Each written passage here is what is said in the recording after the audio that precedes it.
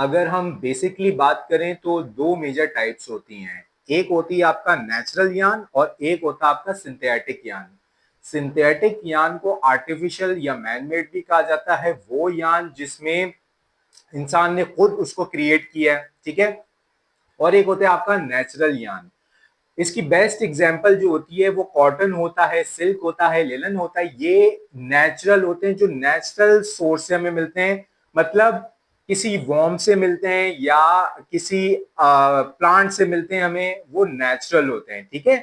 फिर एक और नेचुरल यान भी होता है जो एनिमल्स के बालों से हमें मिलता है, ठीक है। वो भी एक यान होता है। जो जानवर होते हैं ना, इनके जो स्किन होती है, इनके ऊपर जो बाल होते हैं, उनसे भी जो हमें फाइबर हासिल होता है, उससे भी हम यान बनाते हैं। और वो यान जो होता है वो भी नेचुरल यान होता है। बट यहाँ पर नेचुरल यान की भी दो डिफरेंट कैटेगरीज आ जाती हैं। एक होता है सेलुलस यान और एक होता है नेचुरल यान। सेलुलस यान वो यान होता है जो सीड से निकलता है, यानी कॉटन बेस्ट एग्जांपल है कॉटन। आपका सिल्क सेलुलस नहीं है, क्योंकि सिल्क वॉर्म से निकलता है, ठीक है। और बाकी जो आपके नेचुरल यान है, जो किसी जानवर की स्किन के बाल से फाइबर हासिल होते हैं, उससे यान बनाया जाता है, वो भी नेचुरल है, बट वो सेलुलस नहीं है, ठीक है। तो कॉटन जो है वो बेस्ट एग्जांपल है सेलुलस यान की। अब नेचुरल यान में कौन कौन से आ जाते हैं? कॉटन आ जाता है, सिल्क आ जाता है, लिनन आ जाता है। फिर इसके बाद आर्टिफिशियल यान में, जिसको सिंथेटिक यान कहते हैं, इसके अंदर कौन कौन से यान आते हैं? एक्रेलिक आ जाता है, इसके अंदर पॉलिएस्टर आ जाता है, नायलॉन आ जाता है। ये सारे आपके बायो प्रोडक्ट्स हैं पेट्रोलियम्स के, ठीक है। पेट्रोलियम के बाय प्रोडक्ट हैं, मतलब जो क्रूड ऑयल जिससे पेट्रोल बनता है, तो उसी केमिकल्स को प्रोसेस करके ये पॉलिएस्टर, नायलॉन और एक्रेलिक को बनाया जाता है, ठीक है। अब जब पेट्रोल की कीमत बढ़ेगी ना, आपकी पॉलिएस्टर, एक्रेलिक और आपके नायलॉन की कीमत भी बढ़ेगी, क्योंकि ये बाय प्रोडक्ट है पेट्रोलियम्स के, ठीक है।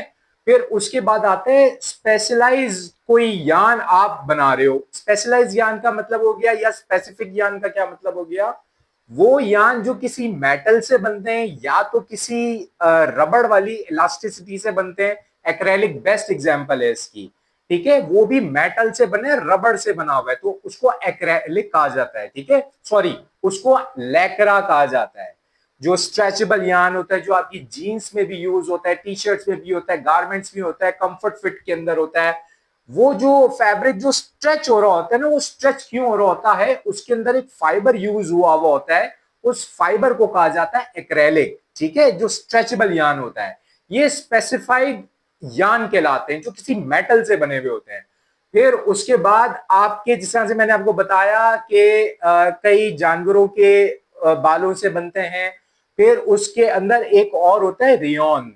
रियोन बहुत सॉफ्ट फाइबर है, बहुत कॉटन से बहुत मिलता जुलता भी होता है। इसके बहुत सॉफ्ट बनते हैं, हैट्स बनती हैं, गारमेंट्स बनते हैं, फैशन गारमेंट्स बनते हैं, टी शर्ट्स बनती हैं।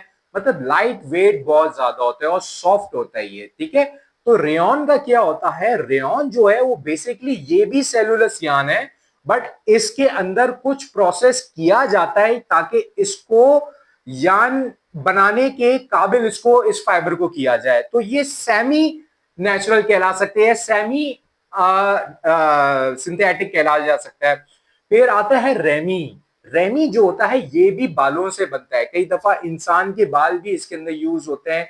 उसकी विग्स बनती हैं, कुछ ऐसे अपीयरल्स बनते हैं जिसके अंदर फ्लफीनेस हो, फिर आपको इस तरह की लुक चाहिए हो। तो ये सारे टाइप्स हैं आपके यान के। कौन कौन से हैं? Cotton yarn, polyester yarn, linen, acrylic, ramie, rayon, silk और नायलॉन, ठीक है। ये सारे आपके पास टाइप्स ऑफ ये पॉपुलर हैं। इसके अलावा अगर मैं डिटेल में जाऊं ना, तो एनिमल्स के बालों से जो हेयर मिलता है, उससे जो फाइबर मिलता है, उसके हिसाब से वो यान की कैटेगरी भी फर्क हो जाती है।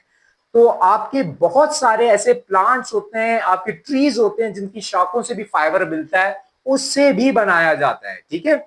तो बहुत डिफरेंट टाइप की, बहुत वर्सेटाइल इंडस्ट्री है। बट मैंने जो आपसे जो डिस्कस किया है, ये मोस्ट पॉपुलर है।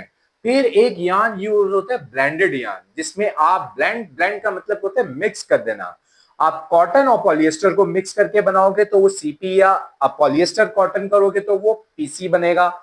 यानी जिस एब्रिवेशन का अल्फाबेट पहले आ रहा है तो उसकी क्वांटिटी ज्यादा होगी, यानी पॉलिएस्टर कॉटन है तो वो पीसी कहलाएगा, और कॉटन पॉलिएस्टर है, कॉटन की तादाद उसमें ज्यादा है, पॉलिएस्टर की कम है तो सीपी कहलाएगा। तो इस तरह से आप नेचुरल और सिंथेटिक यान को भी ब्लेंड कर सकते हो, मिक्स कर सकते हो।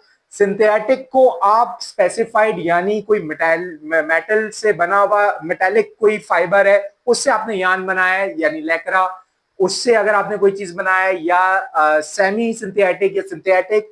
यानी कहने का मकसद ये है, यहाँ पर आपकी कंपनी की जितनी आर&डी जितनी ज्यादा अच्छी होगी, उनका काम यही होता है कि वो मिक्सिंग करते रहते हैं, ब्लेंडिंग करते रहते हैं, और नई इनोवेशन लेके आ रहे होते हैं, नए नए फाइबर को ब्लेंड कर रहे होते हैं। अब नया फाइबर, जब दो डिफरेंट फाइबर आपस में ब्लेंड हो गए तो तीसरी कैटेगरी की तीसरी कोई एक क्वालिटी बनाएगा। तो इस इंडस्ट्री में, फैशन इंडस्ट्री जो है वो बहुत ज्यादा डिपेंड आपकी आर&डी के ऊपर कर रही होती है।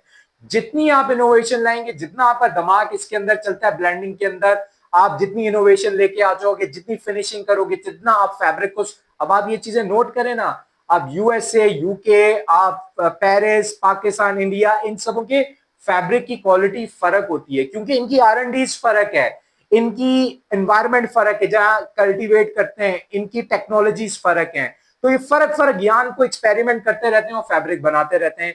तो यान को भी समझना बहुत इंपॉर्टेंट है मर्चेंडाइजिंग की पोजीशन के लिए, फील्ड के लिए, ताकि जब कभी आपके पास कोई फैब्रिक आए, आप उसको हाथ लगा के आप देख सको, तो आप जान सको ये कॉटन है, पॉलिएस्टर है, या कॉटन पॉलिएस्टर है, या सीपी है, या एक्रेलिक है, रेयन है, कौन सा है। तो एटलीस्ट आपको नाम जरूर पता होने चाहिए कौन कौन सी टाइप के यान होते हैं, ठीक है, और इनसे कौन कौन से फैब्रिक बनते हैं। अब हम आगे देखेंगे कि पॉलिएस्टर से कौन से फैब्रिक बनते हैं, कॉटन कहां पर यूज होता है, रेयन कहां यूज होता है, लिनन कहां यूज होता है, आपका नायलॉन कहां यूज होता है। ये अब हम आस्ते आस्ते फैब्रिक की तरफ भी जाएंगे। तो कॉटन फैब्रिक को आपने समझा, आपने कॉटन यान को समझा, आज पॉलिएस्टर की बात